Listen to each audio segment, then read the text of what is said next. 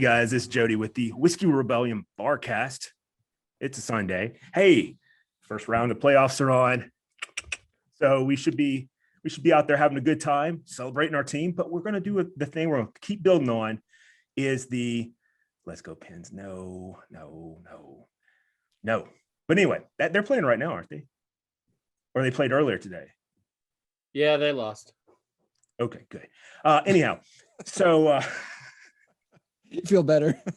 I mean, I don't mean it quite like, but I mean, yeah, I do. But you do. I do, but I'm trying not to because I want to be like, like non-biased, I guess, or biased. No, biases would be.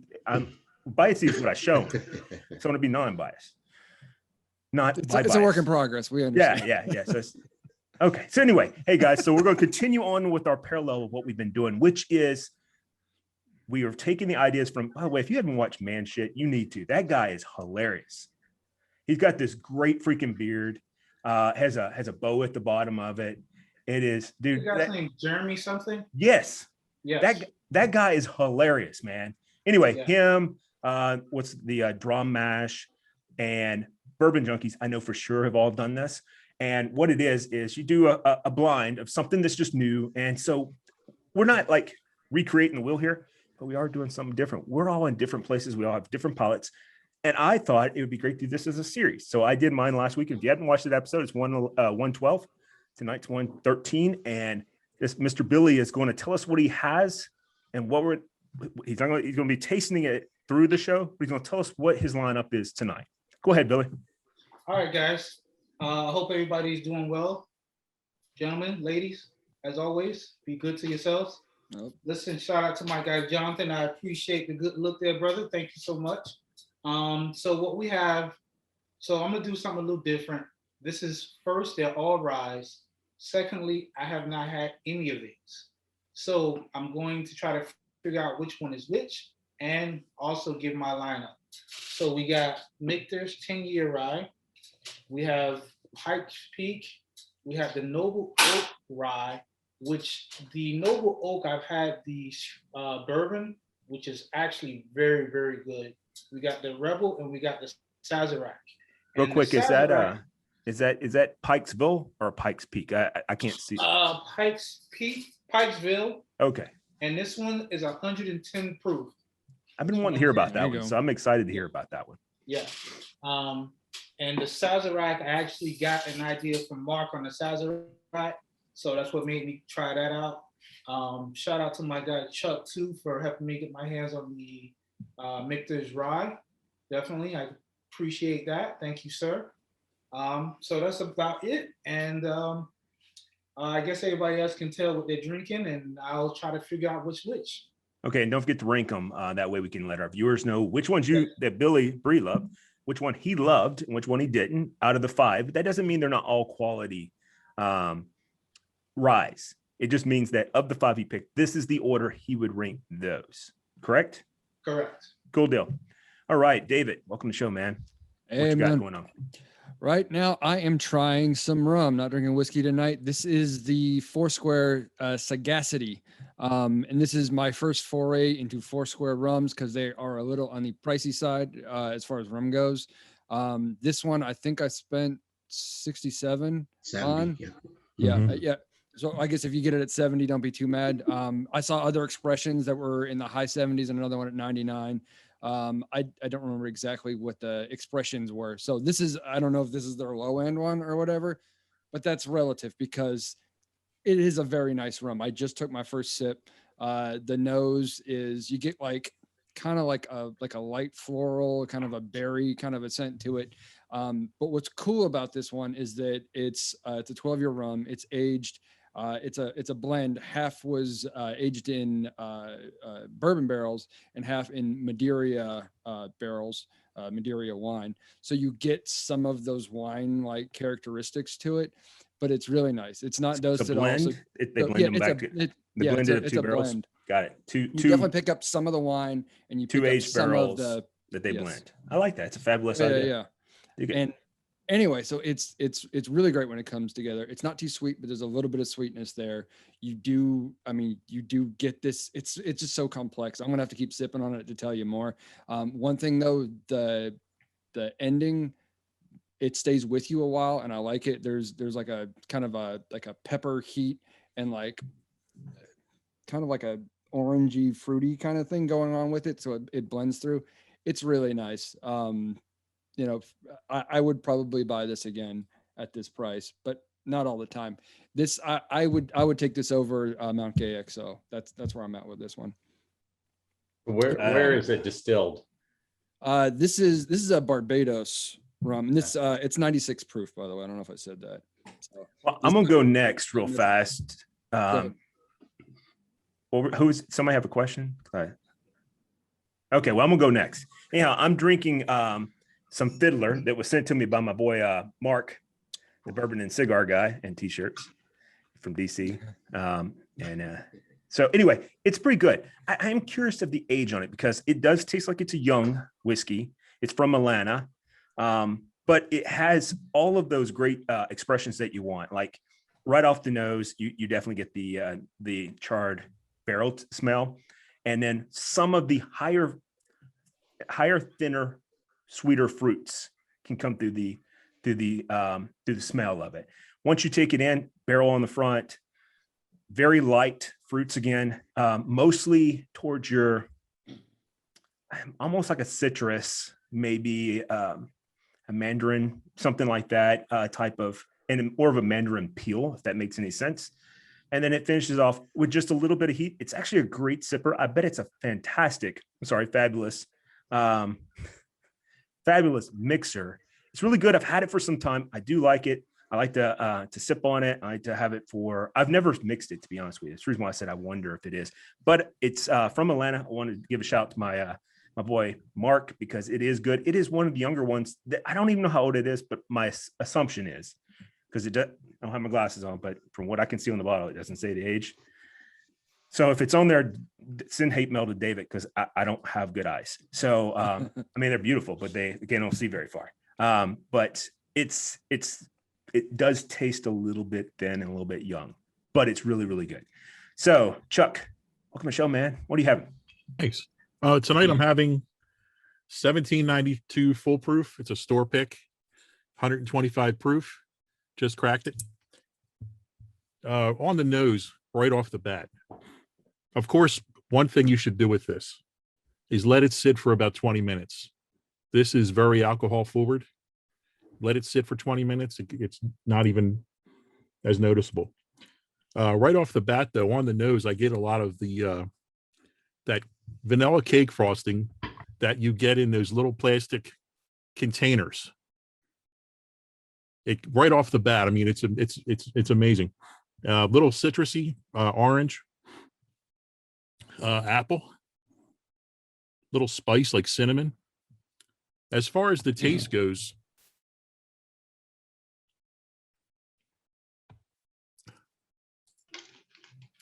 that alcohol isn't as present as it was before, but I get that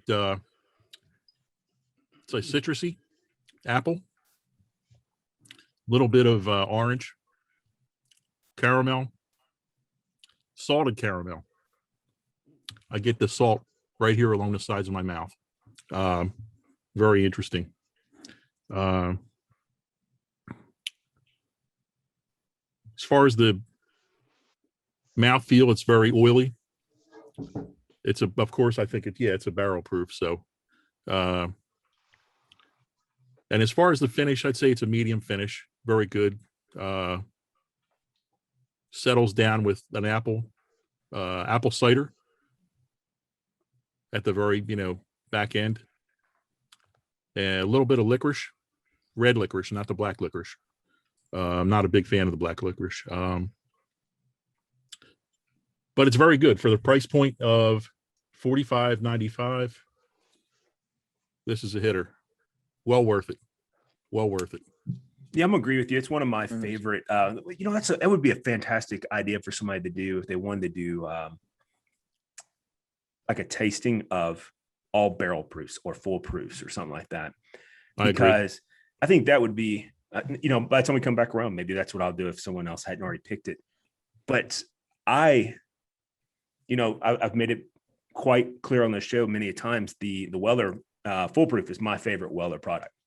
I find it to be, and I actually prefer the alcohol forward bite. Like when you said that, I was like, huh, that's interesting. I never thought about letting it sit for upwards to 20 minutes open. And I'm like, huh, that's interesting. I kind of like that strong bite to my bourbons. And I agree with you, Jody. However, a lot of people don't like that, especially on the nose. Right. And they get that hit of alcohol, and it I basically scares them off. I wasn't going to contradict or even say anything bad about what you said. I was just merely pointing out that that's something I haven't tried, and I am going to try that the next time. Maybe on my nightcap tonight, I'll open it up and let it sit there while I'm closing up with you guys and let it kind of ferment in the air, make the house smell really good, because that's a good smell, and go from there. But anyway, Jeff, welcome to the show, brother. What you having?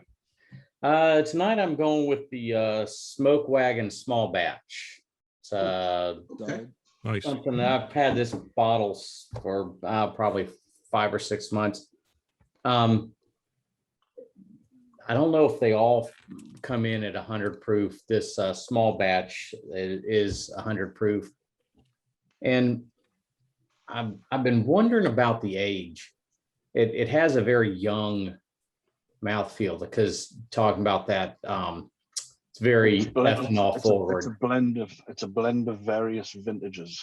Yeah, the young in this is coming out. It reminds me of a new riff young. There's a lot of flavors there, but it's like they're not completely developed. But I get a lot of cinnamon from the high rye, and I think the ethanol, and as Chuck was talking about the apple, I'm getting green apple a lot with that, which I tend to associate with younger whiskeys. But Smoke Wagon though is doing some interesting things with their stuff. They're getting MGP juice and taking it to Nevada and aging it out there. So it's very interesting to see how they take the same thing that a lot of other people are getting and somehow come up with something different than anybody else. It's very That would be another interesting phone call, or not phone call, but maybe a future show to have Dr. Johnson back on again about that, because you brought up an interesting aspect. We had him on last time. He's a doctor of fermentation and at MTSU, Middle Tennessee State University. We've had him on the show before. I don't remember the episode. I'll try to link it in here. Dude is fantastic to listen to. He's super brilliant. Matter of fact, that was the quietest show that any of us ever were. Like, because I sit through a dissertation or a lecture for an hour where everybody's just, first of all, I'm a doctor as well. And I completely wasted my time on my doctorate because I didn't even know there was a doctorate of fermentation. I was like, what? How did I miss that? Like, this would have been my jam. And if I'm not mistaken, I don't even think there was too much shenanigans on that episode. There was no shenanigans. No, yeah, we were all like, and it was still a good show. It's like having the scary teacher that you don't want to say or anything. You just want to listen and just full attention. Honestly, we were just, the guy was brilliant, and we all just wanted to hear every word he had to say. So but it was like one of those kind of things. The thing that Jeff brought up that's fascinating is that you're right. First of all, Smoke Wagon, though I don't think they won 2020, and there are people like Thomas that would disagree with me. They are doing some interesting things that are bringing out interesting notes and tasting. And then of course they're using sourced juice, and having it in the desert of Nevada is going to be, it's like the whole experiments with like, what is it called? Pike Creek. And I think 40 Creek also does it too, where they have the aircraft hangars in someplace up in Canada, and it has a shorter summer period and a longer colder period. So that's how they're aging their whiskey. I'm wondering if the juice, when they put it there and they bottle it there, if they age it at all there, wonder what that heat, that really dry heat does to it, because that would have something to do with also on the barrel itself, because the barrel would slowly dry out faster than a barrel in like Kentucky that has a lot of humidity. But go ahead, Jeff. Well, so the interesting thing about that was I hosted a virtual tasting with Old Dominic for the Nashville Bourbon Barrel, and the Alex Castle got her start. Well, technically, she got her start learning at a little small distillery called Town Branch in Lexington, who also does the Kentucky bourbon ale beers. But she then moved and got her real education and real start in the industry with Wild Turkey, and was with I'm sorry, no, Maker's Mark. And she was there until she was approached by the people starting up Old Dominic, about 2014-ish, and brought over there. I asked her specifically, what's the big difference between aging like in Memphis, because that's where they are, and aging in Kentucky? And she says the humidity. She says the humidity in the air actually pulls more water. No, I'm sorry. No, she said pours more alcohol. Pours more alcohol out. Yep. Then so yeah, I could imagine the opposite being true, that it would pour more water out of the barrels over a period of time in a drier climate. Well, I mean, that would be simple physics. That's absolutely going to happen. Drier climate. It's going to, I mean, have you ever seen leather dry out and, you know, in a, For sure. an area that has no humidity, it dries out and becomes brittle almost overnight. Whereas if it's in a jungle-like environment, as long as the vermins and the mold and stuff there doesn't eat it up, it's going to stay leather forever. But anyway, hey, Rob, I know your pens didn't do so well tonight, but that's okay. Or earlier today, I'm sorry, but that's okay. They got Crosby. They're going to do well, I'm sure. They're going to make it a long way, though I wish they wouldn't. I never get my hopes up on them. They always go further than I want them to. So anyhow, welcome to the show, man. And tell us what you're drinking. Tonight, I picked up a little Maker's Mark 46, the cask strength. Ooh. Strength, yeah. This is 110.3. It's very, this is really, really good. So right off the bat on the nose, I got raisins. You got the oak. It's taste. Hold on.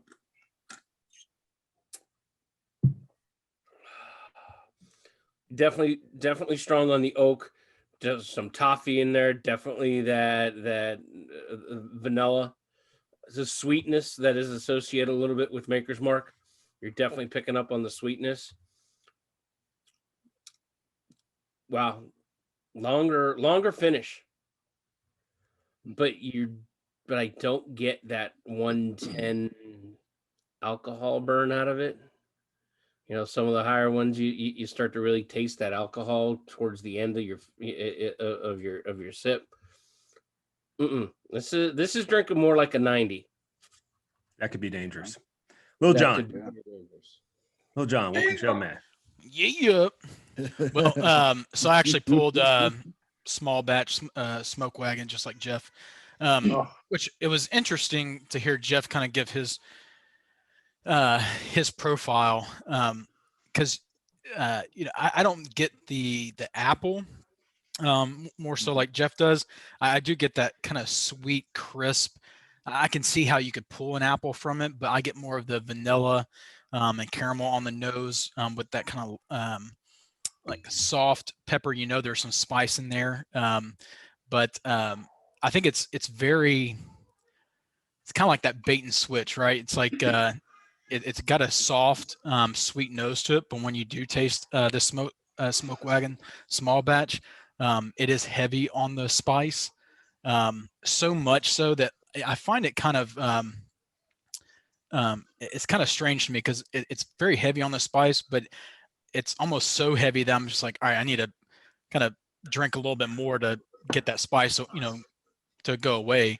And I end up keep sipping it, and it is a really good pour. If you do like higher spice bourbons, this is one to get.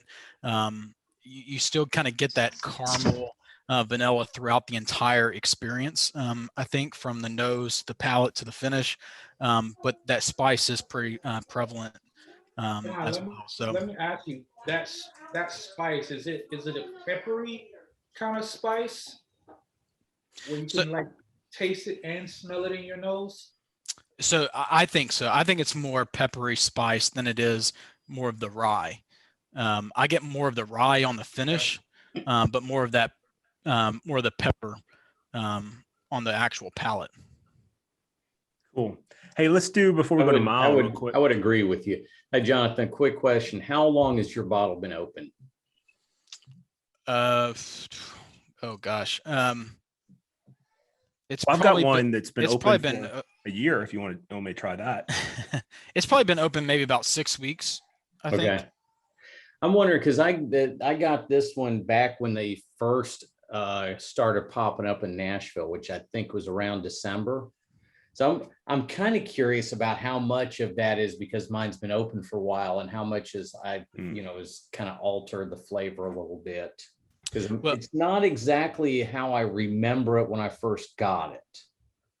Yeah, well, I think what I'm going to do is what Chuck kind of described earlier was maybe let this one sit out and breathe for a little bit and then try it. Maybe the experience is a little bit different, because this is one that as soon as I signed in on the show, I poured it and started sipping it. Nice. Hey, I do want to check in with Billy real quick. Billy, how's it going? It's very interesting. I this is something I actually thoroughly enjoy. I think a big part of it is that none of these I've ever tasted, so I wasn't playing favorites to anybody. But very interesting, from all being ryes, they all have something very different to them. You can let me know when you want me to start. I'll start from what I feel is number 5 and then go down to number 1, kind of who's the winner of the whole deal. Have you gone through all of them already? That's what I was gonna say. Cool. Let's give it a break for just a second. I want to go back to Mile and Mark and Chris and find out what they're drinking. Then we'll come back to you, Billy. Okay. Mile, go ahead. This has turned into a bit of a love-in for the old smoke wagon, I'm afraid. I'm on small batch too. Mine is the green wax, which I think, I don't know what that guarantees. It guarantees a certain age, I believe. Jeff, yes, 100 proof. I've got some agreement with both of you, but I'm more inclined on the side of John. The only thing that neither of you guys really mentioned was leather. Do you get any leather on that at all? Because I do. The spices, Billy, to answer your question from my behalf anyway, is hold on, Mile. Let me stop you real quick, because I want to have kind of a conversation between you and Chuck, because both you guys say leather all the time, and I've received a ton. When I say a ton, I have received a lot of emails on like, when was the last time I was looking at a piece of leather, and like, what does that taste? So can you explain that to our viewers, what you mean by you taste leather? And now I'll let Chuck also add a little bit to it. It's kind of that. It's kind of when you get that real leathery smell, if you've got something that made leather in a particularly sort of, we're talking about the environment and what have you. It's that smell that really reaches back. So it's a smell that converts into a taste. Yeah. Okay. I just want to make sure, because that's what I tried to explain to them. But it's a complete olfactory experience, really. So it's the smell that kind of hits your taste buds from the inside. I agree with them. If any of you guys who are cigar smokers, if you ever walk into a nice cigar lounge and they got these big leather seats that you sit in, and I'm not talking about that fake stuff. I'm talking about real leather. You walk in and you smell 2 things: cigars and leather. And like you said, it does convert into a taste. And maybe I'm a little bit biased, but I know when I walk into a premium cigar shop that's also a lounge, it's like you can just see it, you can taste the environment of the cigars and the leather, Right. Yeah. I'm gonna go one better and date myself. Anybody here remember going into the old Tandy leather shops back in the 70s or 80s? Wilson's. No, Wilson's. No, see, so Wilson's was in the mall, but this was actually where you went and bought leather to make stuff. And Tandy ended up being owned by Radio Shack or vice versa. And of course, we know how that all went, but Yeah, for me with the leather, it's that note, and I always bring back that Wilson's leather shop, and Mark, and I have talked about this in the past. You go into that store, or even a Harley Davidson store where they have the leather jackets and the leather boots and everything. You just get that, you breathe in with your nose, and you breathe in through your mouth, and it transfers to a taste. Yeah. And it's not like you're going back in the cowboy days and the doctor says, hey, bite down on this leather belt because this is going to That would hurt. be a very different experience. Yes. No, not necessarily the cowboy days either, Chuck. But yeah, that's for a different Yeah. show. Especially if for a he's putting both of his hands on your That's shoulders. for the after show, Mal. Save it for the after show. Absolutely. You can break out all your leather stuff afterwards. It's fine. Both hands on the shoulders with a complete Yeah. record. Already got that. So close. You made A it ball so gag in close. your mouth.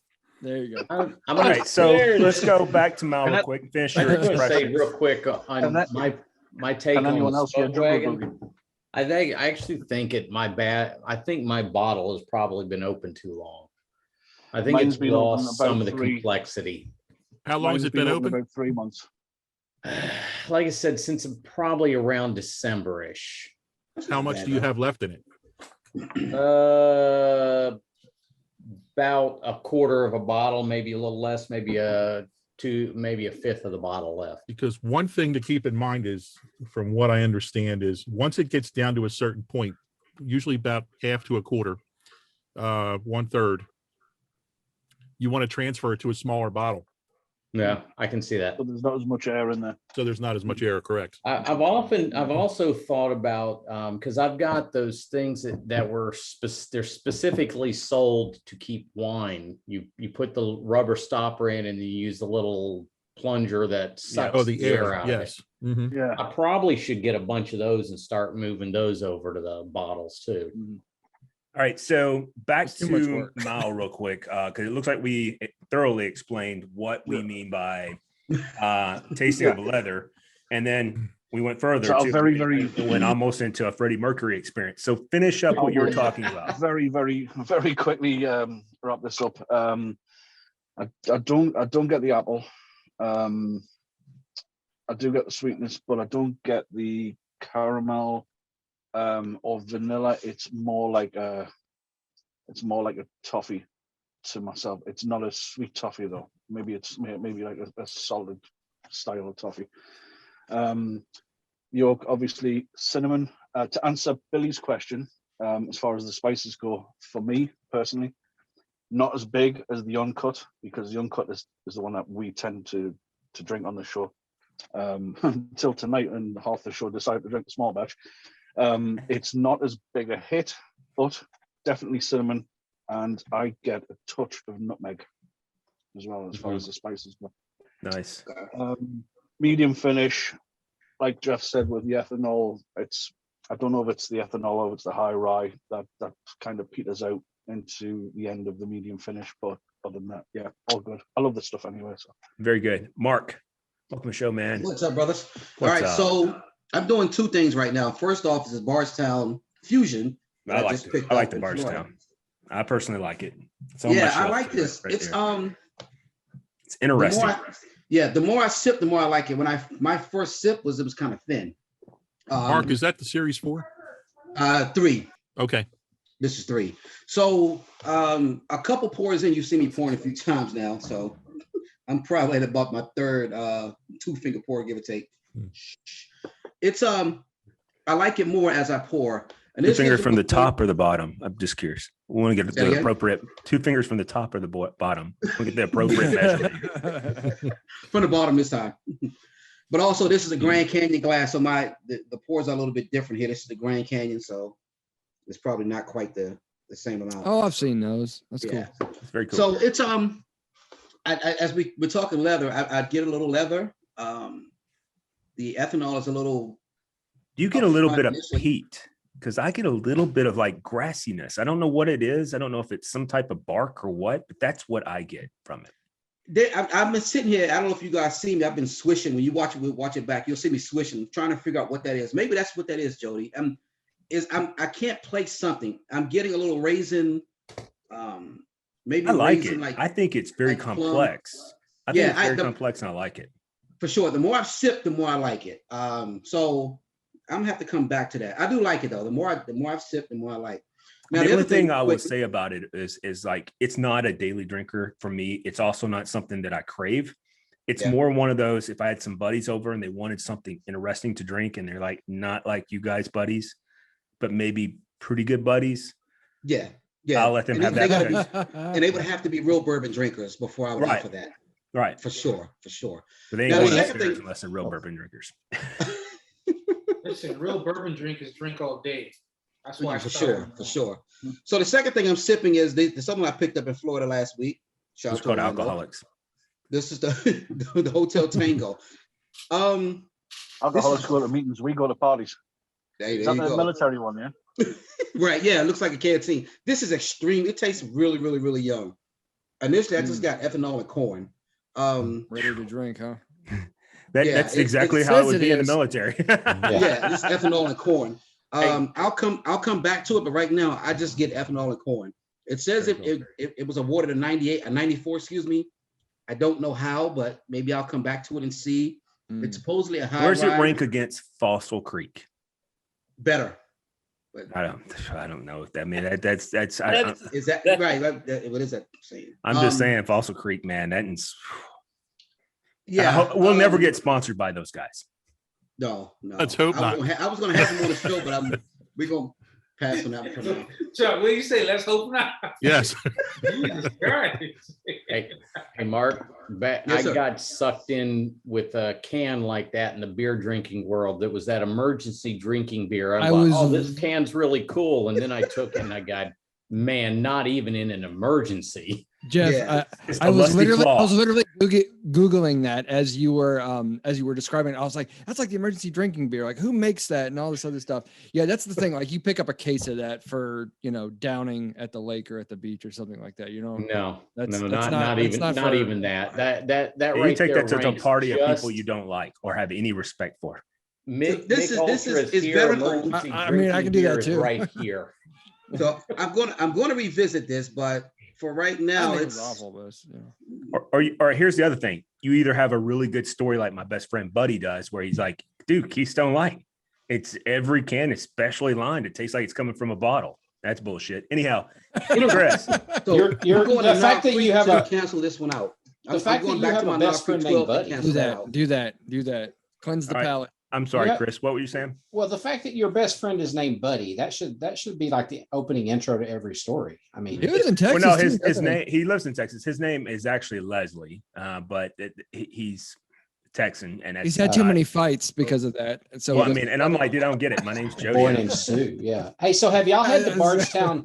Have y'all had any of the finished cast? Because I picked up the I can never say it right. The Pfeiffer Pavitt cast. You actually said that right. That is right. Did I?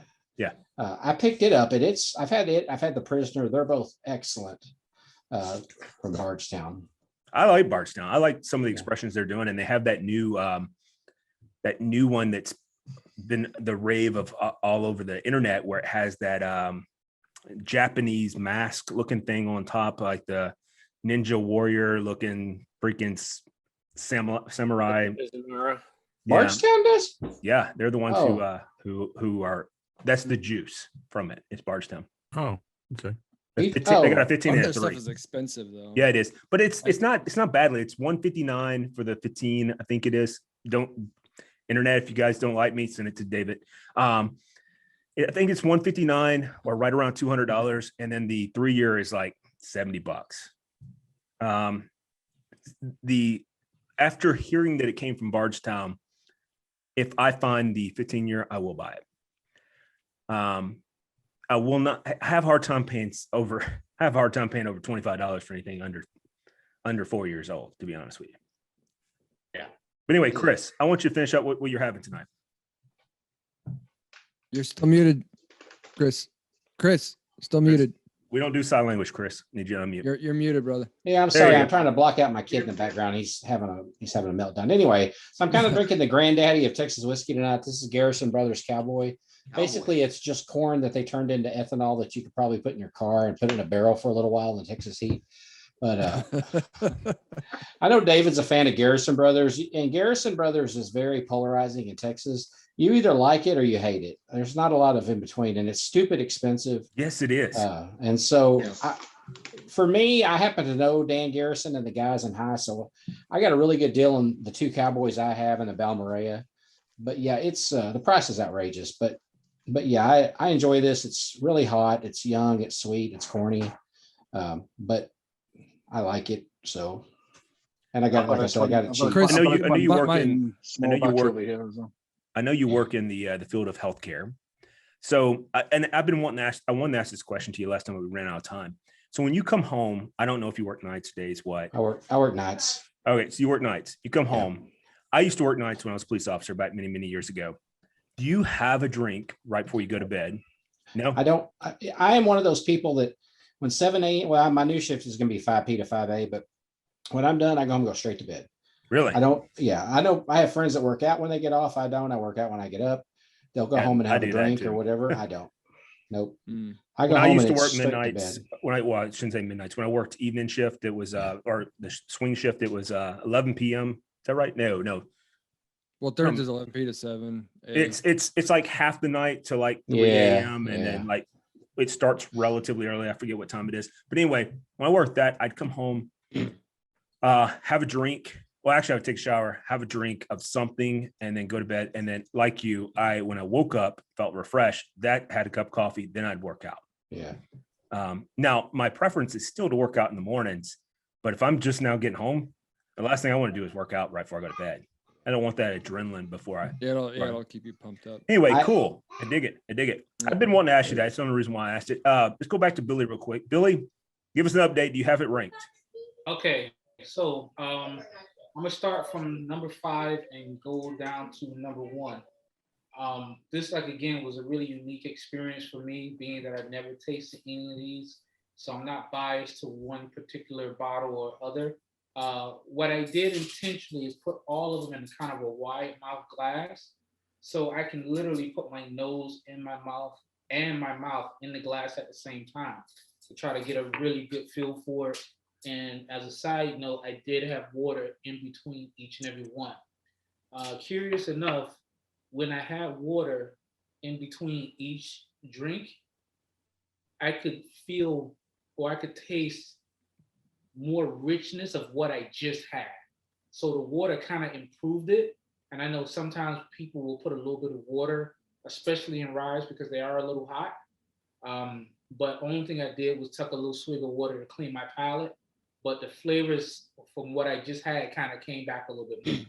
All right, so as Jody would say, with that being said, all right, so number 5 is actually number 5, which was the Sazerac, which is here. Wow. Wow. Okay, so curious thing about the Sazerac, it's a rye, and I made notes on all these. So it's a rye, of course, but it had absolutely no heat to it whatsoever. I can see It that. had a little sweetness to it. It had some nut to it, some vanilla. Also, it had 0 legs to it. I put it up to the light. It was very light in color. So that was the Sazerac, which is number 5, which I put right here, which is number 5. So next was number 2, which is the Pikesville. All right, so with the Pikesville, it had good legs. For oddly enough, I don't know why, but I got an actual lime taste to it. And it's also had a little sweet to it. It had a little bit of heat, but nothing that's going to ruin your day. So the Pikes Peak was right here. Yeah. So yeah, that was the Pikes Peak. Hey, could you put the bottles in order too? From Yeah. Okay, yeah. so Pikes Peak was number 2 right there. That's number 2. Number 2, your favorite, or number 2, your. My second favorite. All right, so Sazerac was number 1, and then Pikes Peak was number 2. Sazerac was my least favorite, so I'm going 5 and I'm going down. So he's starting from 5 and going to 1. Yeah. All right, so Pikesville is 4. Pikesville is 4. It's what I'm hearing. Correct. Correct. All right, well, put it next to the Sazerac so I know what's going on. Okay.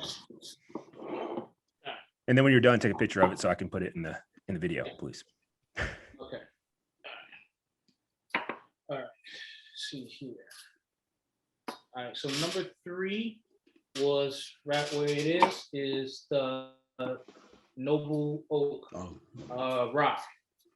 All right. So on that, it's a rye, of course. Great legs, good color. It wasn't hot, but it was warm. It was very, very warm. It wasn't spicy like you would normally expect from a rye. And I will tell you, I had kind of high expectations on a Noble Oak, only because I've had the other Noble Oak, which I actually like quite a bit, but some people don't fancy it very much. So, what about on the nose? You said fancy. The one thing about the nose on the Noble Oak was you actually got a great bit of leather on it. That is for sure. I thought the color was also very good as well on the Noble Oak. And I will tell you, I remember the Sazerac was 25. The Pikesville was, if I'm not mistaken, if I remember, it was 40. 40 something, yeah. The Noble Oak was right around 45 as well. And the Rebel, which I'm gonna get to, the Rebel was 25. So, all right, so that was, so here, number 2 is number 2, which is the Rebel. So actually being that the Rebel is actually the cheaper, I think, of all of them, it actually came in second place. And for that one, let me see here. Good legs. I got cigar. I don't know why. I got cigar out of that one, but it was very hot. It was very, very hot. I will say that. Kind of a cinnamon hot almost. The nose on it was very good. None of these ruined your day with their heat. I will say that. You know, it wasn't like it just burnt your palate out. We've all had stuff that's like super, super, super hot. And I know prices and, you know, hard to get to, but I feel like the Rebel is somewhere, I don't want to say in the same neighborhood, but kind of, it almost wants me to think about a Stag's Junior, almost, you know, because the color's not the same. Of course, you know, Rebel's easy to get. This is only $25. You know, they have plenty of it, so go figure. And of course, I wasn't surprised at all. Thanks to my guy Chuck again, the Mictors came in number 1. The Mictors had the best color. It actually had a good bit of leather. It had some nice floral scents to it. Very easy on the palate too. Very, very easy. And I'm not surprised for, you know, what I like of Mictors. I didn't think it was, I would buy this every time I got my hands on it. I would definitely buy it. I don't care if it cost me $150, $200. I would buy it all day, without a doubt. And like I said, again, it had the best color to it. And I wouldn't say I'm upset with any of these, but I am a rye guy. I like ryes. So there's nothing that I would consider a drain pour. And if I only had to keep one of these, you know, I wouldn't waste any of these pours. They would all go pretty quickly. I would definitely say that. I think any of them would go great with a good meal and a cigar afterwards. And again, after every one I had a little sip of water, and it kind of brought that flavor back a little bit more, but it was kind of subtle, more relaxed. So the water definitely played a part in it in itself. Yeah, I was going to say I've had the Sazerac, because that's kind of like when people talk rye, they just automatically think Sazerac. And I'm going to agree with you that I found it a bit one-dimensional. Mm-hmm. It's thin. There's not a lot of evolution. I can't really I can't really bring myself to drink it straight. Using it as a mixer in drinks, it's fine, but by itself, I'm really disappointed in, you know, you think from the name it's supposed to be so much better, but it isn't. Now the Rebel Yell, I do agree. I really like it. Now it is the MGP's 95% rye, 5% barley grain profile, which is probably what explains a lot of the notes you're getting out of it, because it's like as close to all rye as you can get, and keep a little bit of the barley for the enzymes to get the sugar production going, so the yeast has something to eat. Yeah. The other three I've never tried. So, and I think you guys could see it, but for the most part, the Sazerac is the lightest one out of all of them. So that one dimensional, I don't know how much a part age and flavor plays into it, but it's being light, like you said, it is very one dimensional.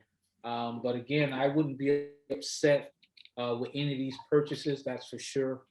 And listen, I mean, I don't know, you know, I wouldn't be upset with sharing any of these with anybody.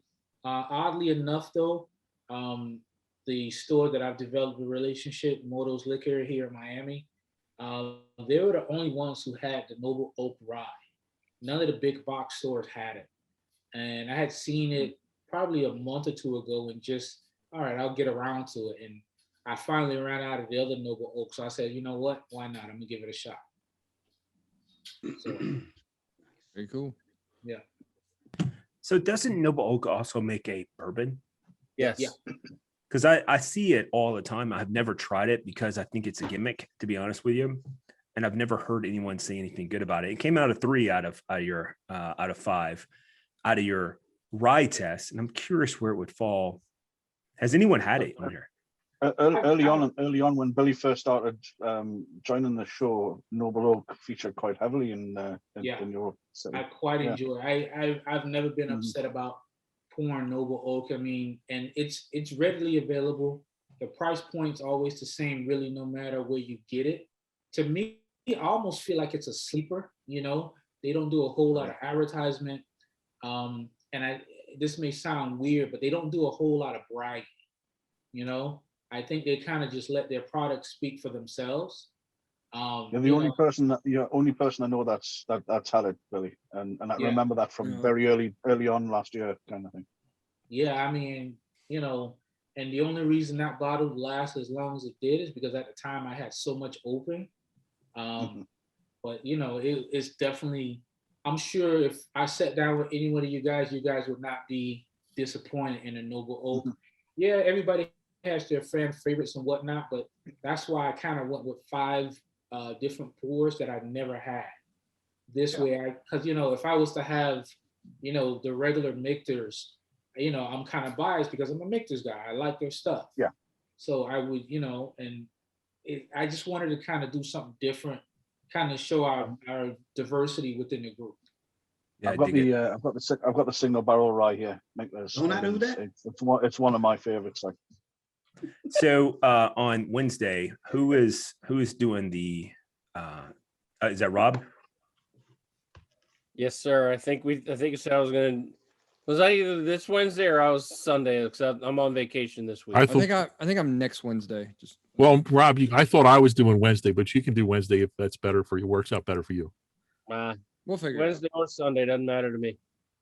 Okay, I don't care. You guys, one of you guys be prepared for Wednesday. How about that? And then the other one for Sunday.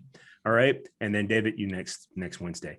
All right. So real quick, we've got like 11 minutes left. This was by far, I really enjoyed this. I like the way we're taking this challenge of blind tasting to a different level, mainly for the aspect of saying, hey, look, we have a very diverse crowd. We have a very diverse group that's from all over the United States and also Europe. And we're having drinks from all over the place. Not Europe anymore. Okay, I'm sorry. Europe anymore. I'm sorry. Anyway. I will reach out. Whatever. I'll reach out to the maps and have them. But you still have Meghan Markle. What's Well, you got to keep her. But anyway, I don't want to make this Here we about go. that. I don't want to make this about her Ridiculous. or whatever. But anyway, I did- but I'd find that interesting that we can have that conversation about the different perspectives. Like I would have never chose a rye. I would have never said, yeah, I'm gonna do 5 ryes. I mean, I would have if the fans would have asked for it and said, really want Jody to try 5 ryes, or maybe they'll be like, I want Jody to try all 5 Jack Daniel's expressions, and I'd be like, I was gonna say Scotch. I was I was gonna be like, I was going Jack Jack Daniels. Daniels. We'll get you Pete Monster. Here's I'm what we'll going do. Jack I'd Daniels. I'd sit there and I'd go, okay, well, there's no more show. It was great, you guys all being here and Listen, stuff. we would have got the notification. Jody has left the group. I mean, damn, who's going to record this shit? anyway, but no, if you guys haven't watched Man Shit, you need to.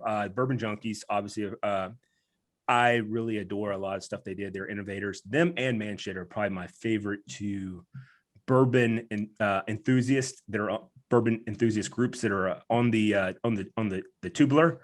And of course, if you look under hashtag whiskey tube, that's where you'll find all of that, which would include us. All right. So we're trending upward. We're part of the whiskey tube now as well. I like that. So before we leave, with 9 minutes left now, first round upsets. Anybody got any? Really? Cricket. First, I'm talking about NHL. First round upsets. You know, I- I'm not a big hockey fan, but I do keep up with who's doing what. And I'm just proud that my Panthers are still in it. There you go. So I'm just looking forward to watching a little bit of hockey, some good games. And let me say this, with hopefully the FCC don't get on us too much. You cannot be a pussy and play hockey. Listen, those guys get at it, and I think it's probably one of the best parts. The other day I was listening to one of the highlights, and one hockey game there were 13 fights. It's like Jesus Christ. That was Well, that would be Hockey. that was the Caps and the Rangers. Caps and Rangers game. Yeah. You had like the entire first 2 lines in the penalty box for both teams. So let me ask you guys, like I said, I'm not a big hockey fan, so I understand the trash talking, but these guys really go at it. So what happens, or what's the deal with these guys just trying to take each other's heads off? Well, they're not. They're not. There's actually an etiquette that's played with it. All right. Yeah. Now, are there some people that play a little bit on the edge? There are. Tom Wilson. Oh, hey, stop that. I knew that was coming. Well, I knew that was coming. Here's Stop here's it. one I would was say. waiting. Wait a minute, time out here. I would say the same one, but for the other team, and that would be Sidney Crosby, who did the Yes. exact same thing as Tom Wilson, but because he's Sidney the crybaby Crosby, they're like, oh, he's just a dainty little soul. When did he throw a guy down on the ice and punch him in the back of the head after he I will checked send the you that guy? video. I'm sure I can find a couple Yeah, of videos. it's like it was on the same day, the exact same day, 2 hours difference. It's the same day. All right. But anyway, enough about all that. Boston's out of here. I will say this. Boston is out of here. If I like Boston. either of us had Sidney Crosby and or Tom Wilson on our teams, on your respective teams, right? No, I like both of them. There's no doubt we'd be going, yeah, I'm okay with that. No, I agree So- with you. I agree with you. I'm just glad it was Panera Bread that he took out. But anyway, I mean, I'm kind of a hockey junkie here. But anyway, so for me, I'm gonna call 2 upsets in the same division, and then I'm gonna call one in the West. All right. I do think Tampa Bay is gonna beat Florida. Sorry, Billy. That's what I think. It's a Florida team, so I'm okay. Yeah, I do too. Oh man, Lightning. I just with what's his name? I don't know how to say half their names. I mean, it's a bunch of fucking syllables and maybe some consonants and some more syllables, and then they're like and a ski at the end of it. So Canadians, eh? no, it's not mostly Canadian. It's those Slavic names. It's those names I can't get. Like I seen one the other day. His name was KFR, last name. I'm like, what the fuck does that say? Like, is that a That's name? coming from a PhD. I'm like, what does that even say? How do you can't use subject verb? You can't use any kind of sounding it out. None of that works. But anyway, so I'm gonna call that as the upset in the Central for sure. That I'm putting my I'm gonna say for sure on that one. All right. Can't argue. I think that's gonna happen. In the West, I think Minnesota is going to do it against Vegas. I hate to say that because Mark Stone, if there was a bigger fanboy than me out there, I want to meet him. He should be part of this page. But Mark Stone he's probably the most fugly looking person I've ever seen in my life. Against Vegas, though. I mean, Jesus Christ. So you think they're gonna take Vegas? But I'm just going to tell you, and that might be the part. I haven't heard the term fugly in ages. That's okay. Well, he is. He's not an attractive man. You don't look at him and go, that's the guy I want to have kids with. You don't. That's not what you think. All right. I've literally never had that experience. I don't tell me more. You can say. First of all, did you see how you immediately were the only one that came defensive about that? I have never said that before. That's a good clap back. I appreciate that. The guy's face looked like bear pussy. It's okay. It is not. Yeah. Oh. Wow. Anyhow. So we just got banned from everybody then. So I'm gonna call that one. I actually think Minnesota's gonna do it. I don't know why. I like Nick Bonito. Or not Nick, Nick Bones. That's what I'm thinking of. I like Bones, and I think Nick Bonito. Yeah, it is Bonito. I was right. I think, Too, by the way. yeah, he was, and he was also a pred. But I think he comes to alive as a defensive player on the power play during the playoffs, and I think that guy is fantastic. And so I think he's going to be the difference maker there, and that's who I'm pulling for as the upsets. I think for sure I'm gonna get one of the two out of those correct. The third one is a homer pick, but I'm only basing it off of pure what I've seen and where the current pendulum is currently located. And I do think the Preds are gonna go in there and win tomorrow. They're gonna lose on Wednesday. Who are they playing? Colorado. Or not Colorado, I mean Carolina. And then they're going to win on Friday. And they're going to lose on Sunday. And it's going to end up being a 6 or 7 game series. And the Preds are going to come out on top. That's what I think. If it's a 6-game series, Preds going to win. 7-game series, I think Carolina will win. And Ovechkin is probably one of my favorite players. You don't have to put that up all the time. I'm a homer of him as well. I mean, the guy is awesome. But guys, all right. Hey, Jody, I got one thing. Kind of want to do a callback to a couple shows ago when you guys talked about hangover cures. Well, you should have been on the show, so it's too bad that you don't have one. So bye-bye. Yeah. What's her name? To call back to something to Mal's pre-video, he talked about hair of the dog. Yes. Does anybody here know where that term came from? Oh my God, here we go. We've only got 2 minutes left. Didn't we say that on the show when we were talking about hair of the dog? I was like, I'll bet if Jeff was here, he'd be able to tell. I know we said I think that. you did. We all thought it if I didn't say it. And so I do. The word dissertation was used. Yeah. So I here looked we this go. up one time, but I couldn't remember. It was one of Reader's the Digest. earliest rabies treatments. Yeah. So they knew that somebody got rabies had been bitten by a dog a few days before. So they came up with the idea that if you got bit by a dog and you would get some hair off that dog that Peace out. What's your name? What? What is your name? Tony! Fuck you, Tony!